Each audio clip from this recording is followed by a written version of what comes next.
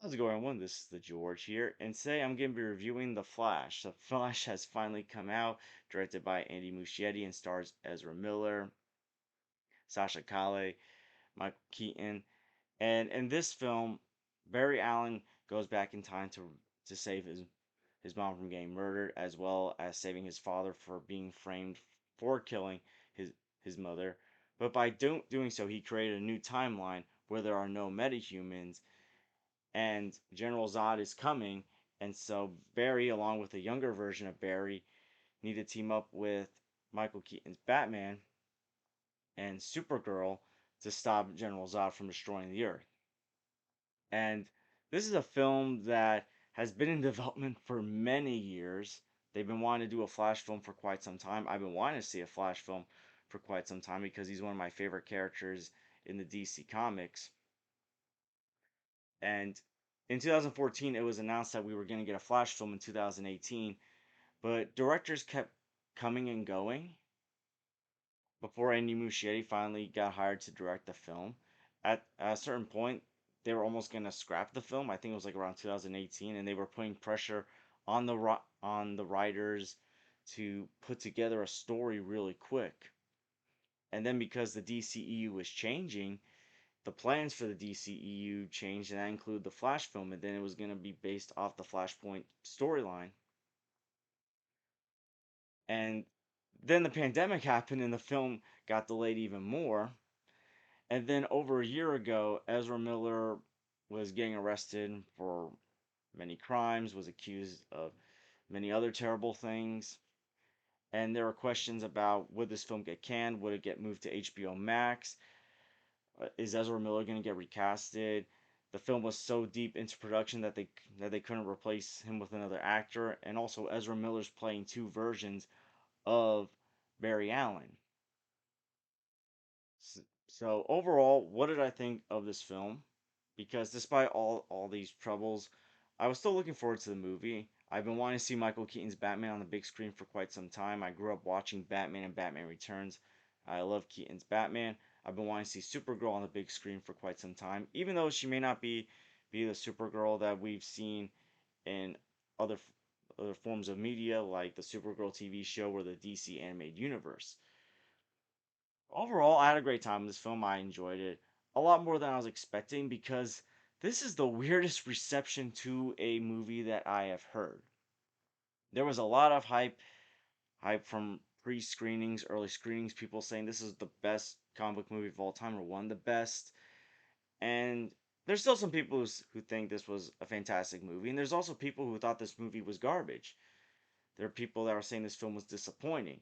So it felt like a Batman versus Superman situation, again, where people either loved the film or they hated the movie. Now, this has gotten better reviews than Batman versus Superman. Last I checked, it was in the 60s on Rotten Tomatoes, which is still fairly positive, and the audience score is still higher than the audience score for Batman versus Superman.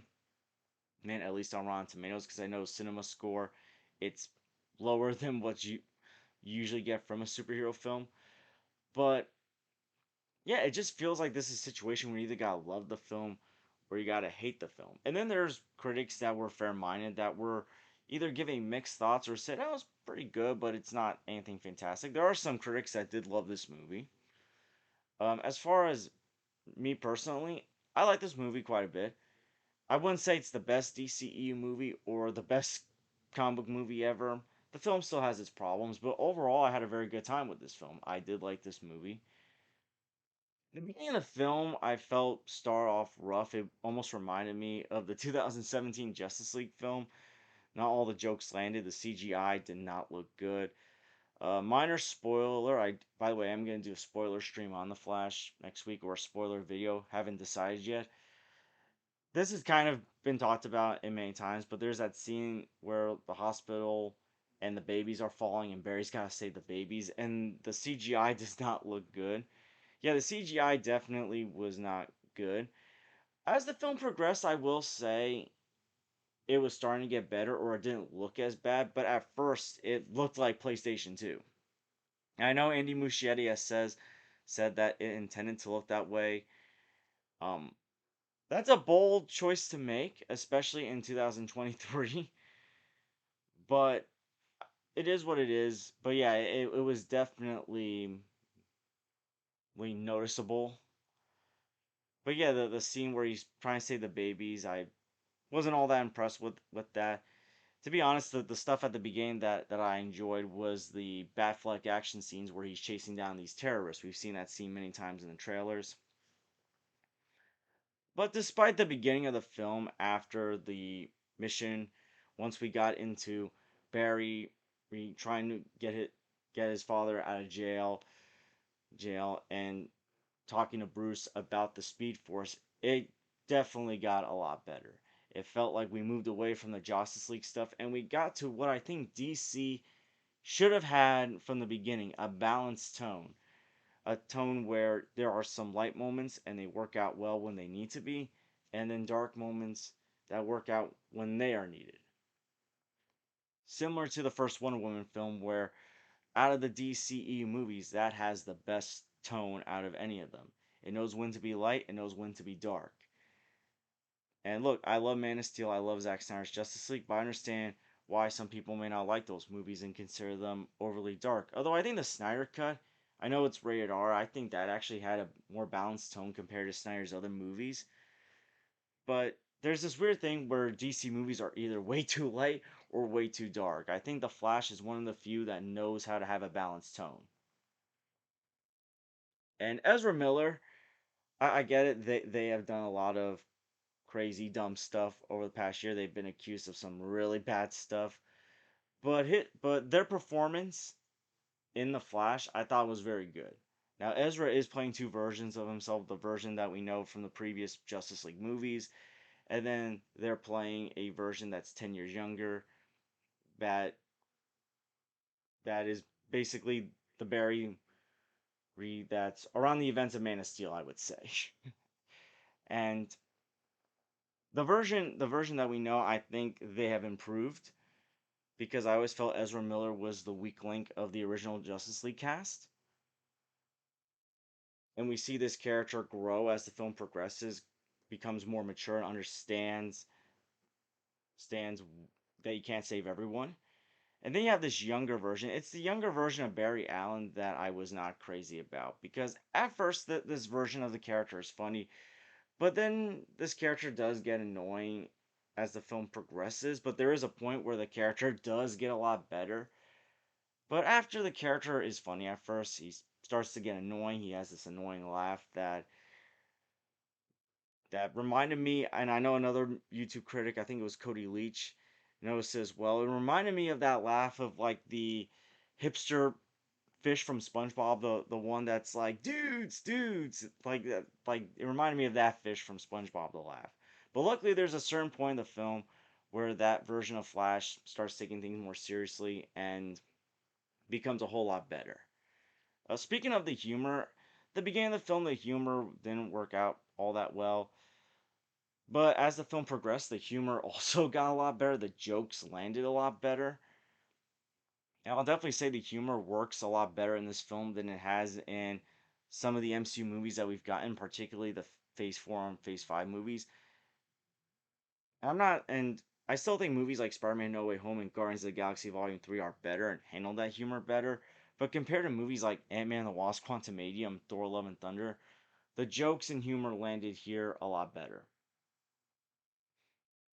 And Ben Affleck, even though he's in the film briefly, his moments I thought were handled very well. His action sequences at the beginning of the film, like I said, I thought were looked very good. A lot better than Justice League.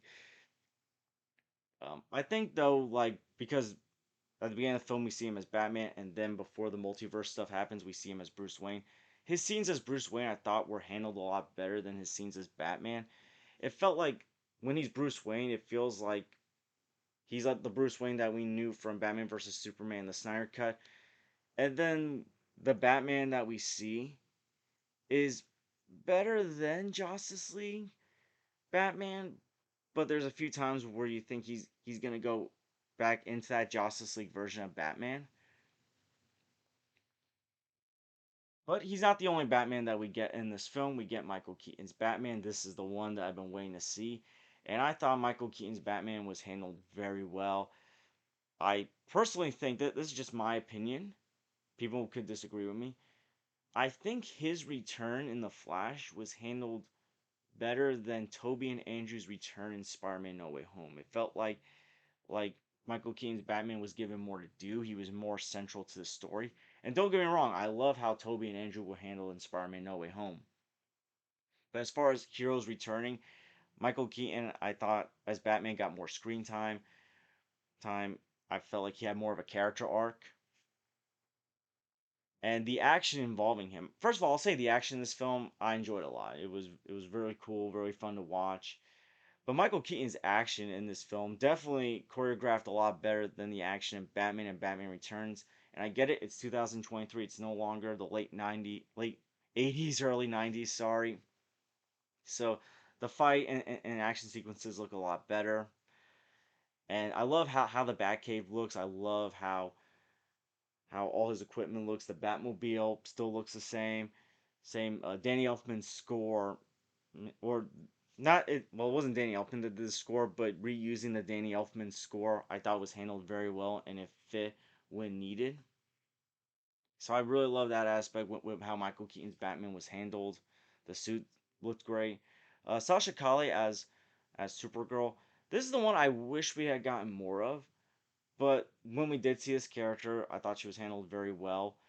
The one sad thing about the DC reboot that I will say after watching this film is I wish we had gotten more of this version of Supergirl. Because I know they had plans for her before James Gunn came in, before they were canceling stuff and changing the plans for DC. And I also know they had plans for Michael Keaton's Batman. But yeah, I would have liked to have seen more of this version of Supergirl. But when she's on screen, I thought she gave a great performance. And Michael Shannon as General Zod, still awesome. He, if you're going into this film expecting General Zod to be handled the same way, Willem Dafoe's Green Goblin, Alfred Molina's Doc Ock, and all the other villains from Spider-Man No Way Home were handled, he's not handled the same way. Way, um, he's basically there as the threat that makes Barry recruit all these people to come together. But yeah, he's not as iconic as he was in Man of Steel, but his physical presence is still felt. And when he is on screen, he looks great. As I said before, the visual effects sometimes look like PS2. There are some visual effects that look very good, but then there's some that just don't look good.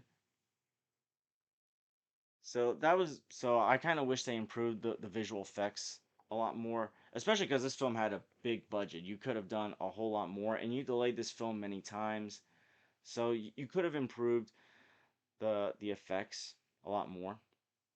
I know people are gonna ask about the other cameos that happened, the ones that are a lot more minor than Michael Keaton's, because Michael Keaton's was a big role, and I didn't mind the cameos. I knew certain ones because one of the cameos that was supposed to be a big surprise, Andy Muschietti said. And the cameos are there, and I thought they were handled pretty well. It's not like they define the story. I mean, they're there to show the different timelines, the different universes.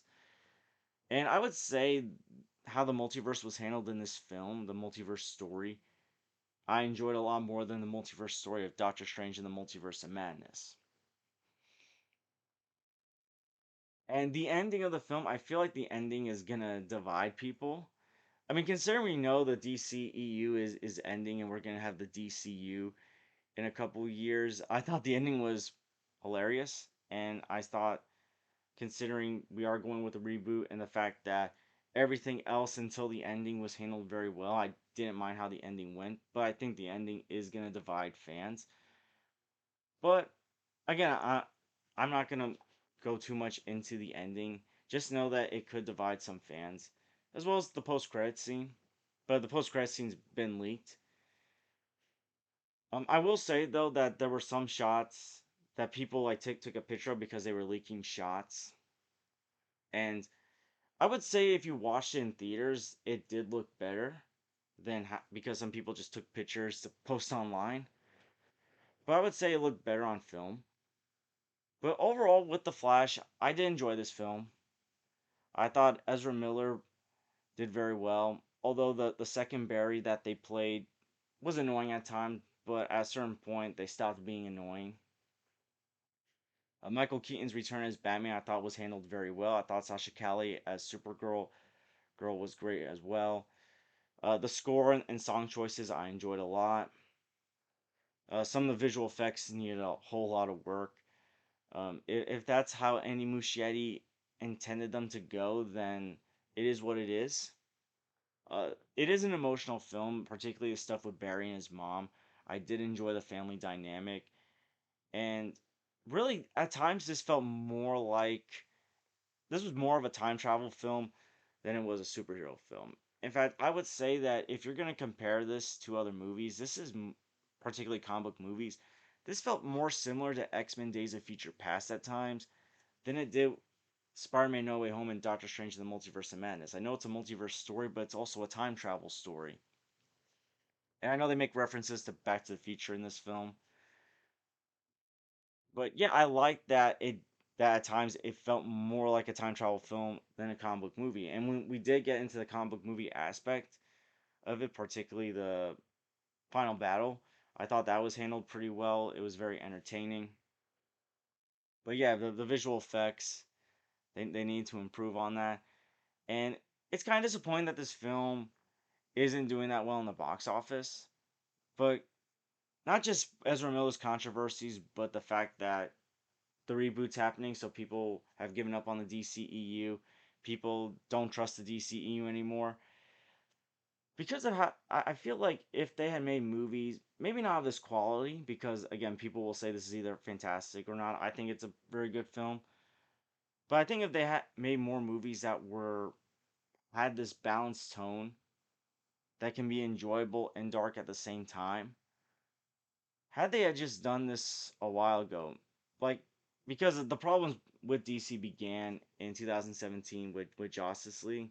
I know people will say Batman versus Superman, maybe around that time, 2016, 2017.